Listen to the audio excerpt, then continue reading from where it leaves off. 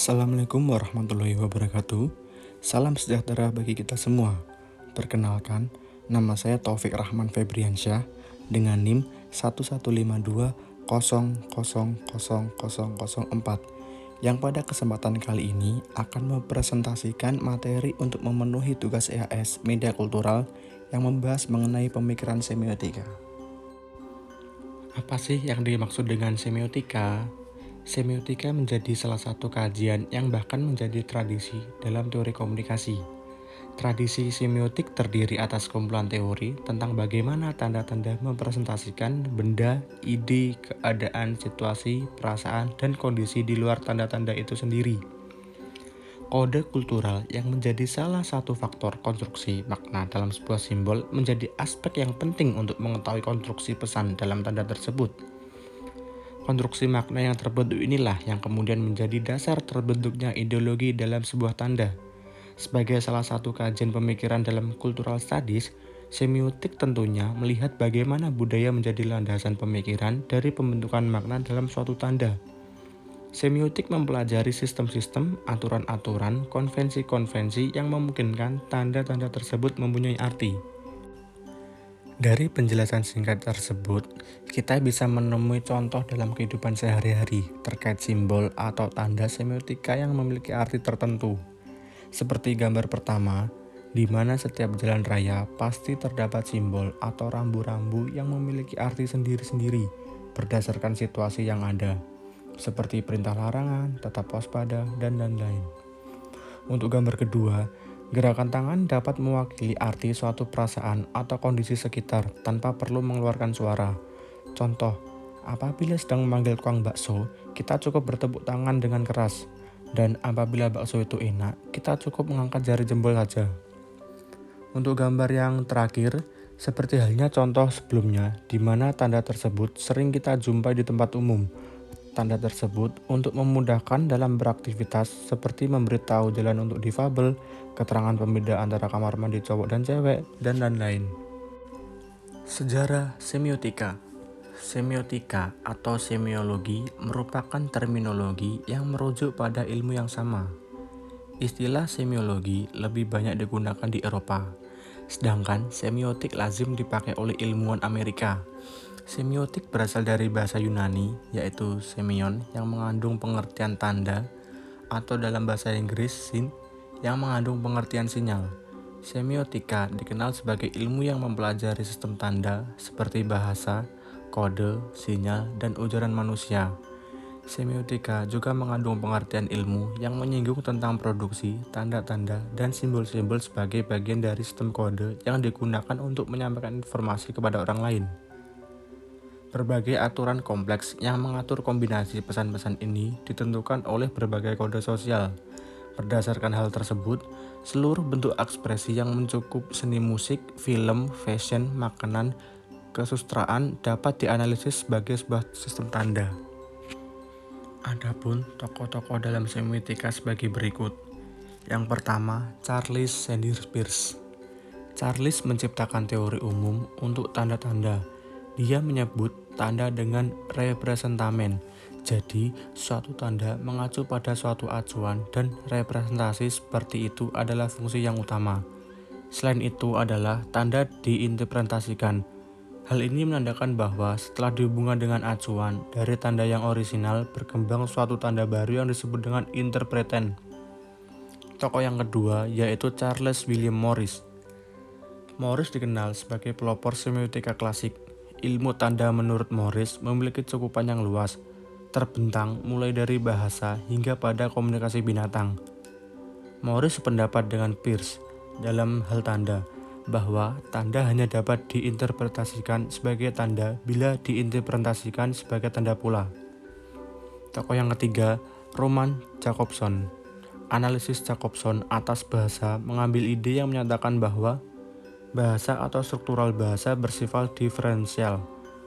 Jakobson memandang bahwa bahasa memiliki 6 macam fungsi, yaitu fungsi referensial, fungsi emotif, pengungkapan keadaan pembicara, fungsi konatif, pengungkapan keinginan pembicara yang langsung atau segera dilakukan dipikirkan oleh penyimak, fungsi metalingual, penerangan terhadap sandi atau kode yang digunakan, fungsi fatis, pembuka, pembentuk, pemelihara, hubungan atau kontak antara pembicara dengan penyimak.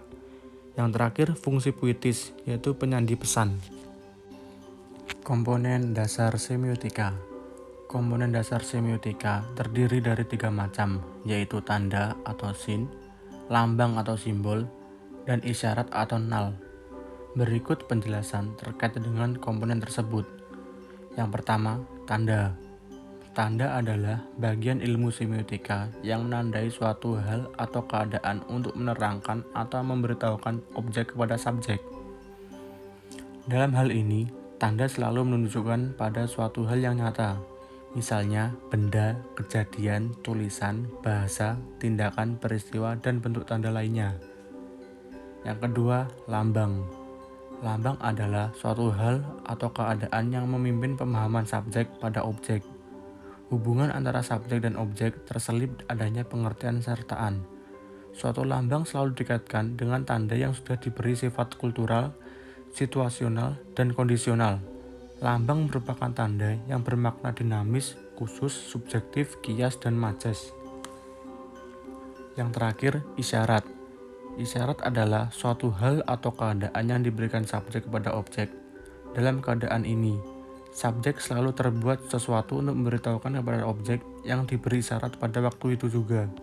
Jadi, isyarat selalu bersifat temporal atau kewaktuan. Jika ditangguhkan pemakaiannya, isyarat akan berubah menjadi tanda atau pelambang. Jenis-jenis semiotika. Menurut Hood, ada 2 jenis kajian semiotika, diantaranya yaitu: yang pertama, semiotika signifikasi. Semiotika signifikasi menekankan pada teori tanda dan pemahamannya dalam suatu konteks tertentu. Semiotika jenis ini tidak dipersoalkan adanya tujuan berkomunikasi. Sebaliknya, yang diutamakan yaitu segi pemahaman suatu tanda, sehingga proses kognisinya pada penerima tanda lebih diperhatikan daripada proses komunikasinya. Yang kedua, semiotika komunikasi. Semiotika komunikasi menekankan pada teori mengenai produksi tanda yang salah satu di antaranya mengasumsikan adanya 6 faktor dalam komunikasi, yakni pengiriman, penerimaan, kode atau sistem tanda, pesan, saluran komunikasi, dan acuan. Menurut Pateda, ada 9 macam semiotika. Beberapa di antaranya yaitu: yang pertama, semiotika analitik. Pengertian semiotika analitik adalah semiotik yang menganalisis sistem tanda. Semiotik berobjekkan tanda dan menganalisisnya sebagai ide, objek, dan makna. Ide bisa dikaitkan sebagai lambang, sedangkan makna yaitu beban yang ada dalam lambang yang mengacu pada objek tertentu. Yang kedua, semiotik kultural. Pengertian semiotik kultural adalah semiotik yang khusus menelaah sistem tanda yang berlaku dalam kebudayaan tertentu. Masyarakat sebagai makhluk sosial memiliki sistem kebudayaan tertentu yang telah turun-temurun dipertahankan dan dihormati. Dan yang terakhir, semiotika deskriptif. Pengertian semiotik deskriptif adalah semiotik yang memperhatikan sistem tanda yang dapat dialami sekarang. Walaupun ada tanda yang sejak dahulu tetap seperti yang disaksikan sekarang, akan tetapi dengan majunya ilmu pengetahuan, teknologi, dan seni, telah banyak tanda yang diciptakan oleh manusia untuk memenuhi kebutuhan. Contoh tanda dalam kajian semiotika. Secara umum, tanda yang sering digunakan dalam penjabaran jenis-jenis semiotika dikategorikan pada 2 hal. Pertama adalah tanda verbal, dan kedua adalah non-verbal. Tanda verbal didefinisikan sebagai tanda yang dijelaskan menggunakan berbagai alat komunikasi dan media-media penyampaian informasi, seperti: yang pertama, komunikasi tatap muka. Ketika melakukan komunikasi tatap muka, akan banyak informasi yang disampaikan lewat langsung, ucapan dengan makna tertentu. Yang kedua, komunikasi interaksi saat belajar di kampus atau sekolah. Ketika seorang staf pengajar seperti guru atau dosen memberikan penjelasan tentang materi pelajaran, mereka sedang memberikan tanda verbal untuk dipahami oleh siswa. Yang ketiga, komunikasi saat transaksi jual beli. Sama halnya dengan tanda verbal lainnya, ketika terjadi komunikasi antara penjual dan pembeli di sebuah pasar, tanda-tanda verbal juga disampaikan melalui ucapan. Contoh, saat pembeli bertanya harga, lalu dijawab penjual dengan angka tertentu. Untuk berikutnya, tanda non-verbal. Artinya, Tidak ada percakapan langsung yang terjadi ketika sebuah informasi disampaikan. Nonverbal dibagi atas dua, yaitu nonverbal bunyi atau suara dan nonverbal bahasa atau tubuh. Berikut ini contohnya. Yang pertama, nonverbal bunyi dan suara. Bersiul saat memanggil seseorang dari kejauhan, mengarang ketika merasakan sakit di bagian tubuh, dan berteriak ketika akan minta tolong. Untuk nonverbal bahasa tubuh, mengacungkan jari telunjuk saat menunjuk sesuatu atau orang, membungkukkan badan saat memberi hormat, menundukkan kepala ketika sedih, mengangguk saat setuju, dan berkacak pinggang ketika emosi.